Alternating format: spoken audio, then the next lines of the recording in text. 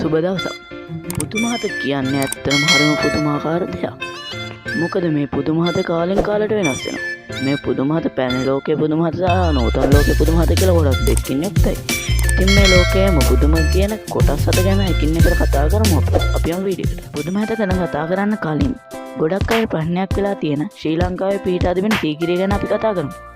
මේ සීගිරිය පෙර තිබූ පුදුමහතේ ලැයිස්තුවේ අන්තර්ගත වෙලා තිබුණද නවතම පුදුමහතේ ලැයිස්තුවේ අන්තර්ගත වෙලා නැත. තවද සීගිරිය 8 වෙනි පුදුමය ලෙස නම් කර ඇත.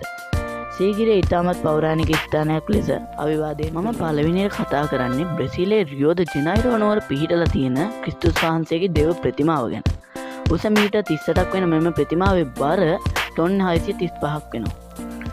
ඉජෝකා ජාතික වනෝද්‍යානයේ පිහිටි මීටර් 700ක් උස කොර්කොවාඩා කඳුමුදුනේ තමයි මේ ප්‍රතිමාව ඉදි කරලා තියෙන්නේ. මේ ප්‍රතිමාව ප්‍රංශ මූර්ති ශිල්පියෙකු පෝල් ලැන්ඩස්කි විසින් නිර්මාණය කරලා තියෙනවා.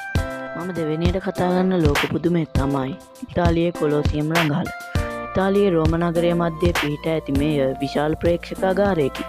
මෙහි ප්‍රේක්ෂකයන් 50000කට පමණ ආසන පහසුකම් පිහිටා ඇති අතර එකල සිටි රදළ පැලැන්තියේ සතුට පිණිස මෙහි අමානුෂික ක්‍රීඩා පවත්වා ඇත.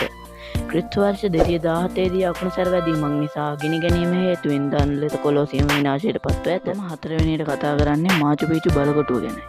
මේ දකුණු ඇමරිකාවේ ඇන්ඩිස් කඳුමුදුන මත පිහිටා ඇති අතර ක්‍රිස්තු වර්ෂ 1500 දී පමණ ඉන්කාවරුන් විසින් ගොඩනගන ලද පෞරාණික බලකොටුවක් ලෙස හඳුන්වයි.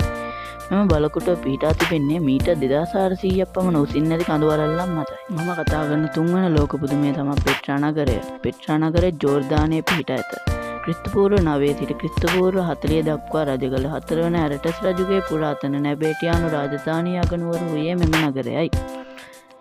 කාන්තාරික දේශගුණික තත්ත්වයකට මුහුණ දීමට හැකි පරිදි මෙම නගරය නිර්මාණය වී ඇති අතර මෙම නගරයේ රෝස පැහැති පාෂාණයකින් ඉදිගන ලද මීටර් 42ක් පමණ උස ඇති පූජනීය ස්ථානයක නටබුන්ද හමු ඇත. මම කතා කරන පස්වන ලෝක පුදුමය තමයි චීන මහා ප්‍රාකාරය.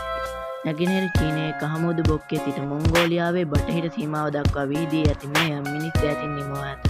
මේ ඉදිකිරීමට ක්‍රිස්තුපූර්ව 6 වන සියවසේ සිට ආරම්භ කර ඇති අතර ක්‍රිස්තුපූර්ව 16 වන සියවස දක්වා ඉදිකිරීම සිදු ඇත.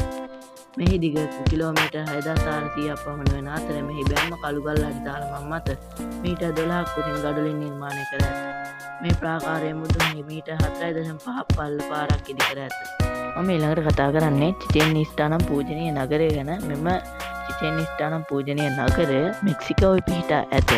පැරණි කොලොම්බියානු ශිෂ්ටාචාරයට අයත් මායාවරුන් විසින් මෙම නිර්මාණය කරන ලද බව විශ්වාස කරනවා. ක්‍රිස්තු වර්ෂ 750 සිට ක්‍රිස්තු වර්ෂ 1200 පමණ දක්වා කාලය තුල මායා ශිෂ්ටාචාරයේ දේශපාලනික ආගමික මධ්‍යස්ථාන ලෙසට මෙම නගරය භාවිතා කර බව සඳහන් වෙනවා. මම කතා කරන 7 වන ලෝක පුදුමය තමයි ඉන්දියාවේ ටජ් මහල් මන්දිරය.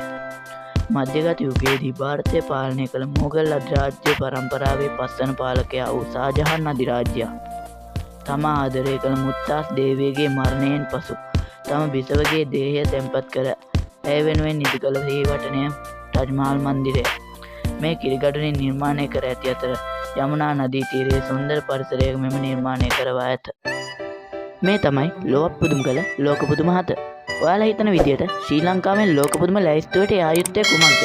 කමෙන්ට් එකක් දාන්න. ලෝකයා YouTube නාලිකාව subscribe කරන්න. වීඩියෝ එක හොඳ නම් like එකකුත් දාන්න. ලෝකයා YouTube නාලිකාව නැරඹුව ඔබට ස්තුතියි.